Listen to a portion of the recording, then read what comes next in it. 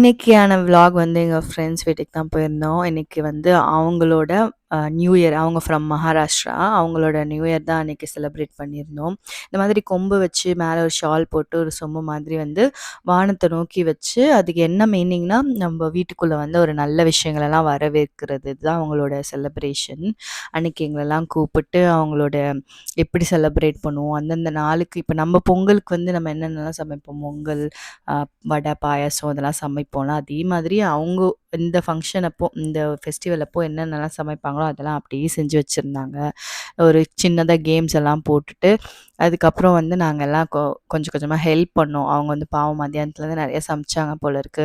ஆளாளுக்கு ஒரு ஒரு வேலை செஞ்சுட்டு இருந்தோம். நான் வந்து கொஞ்சமாக பூரி சுட்டு கொடுத்துட்டு இருந்தேன். ஒருத்தவங்க பூரி வந்து உருட்டி கொடுத்துட்டு இருந்தாங்க. நாங்கள் ஒரு ஃபெஸ்டிவலையும் விடுறதில்ல. எந்த ஃபெஸ்டிவல் வந்தாலும் இதுதான் சாக்குன்ட்டு ஒரு செலிப்ரேஷனை போட்டு ஃப்ரெண்ட்ஸ் எல்லாரையும் கூப்பிட்டு மீட் பண்ணிடுவோம்.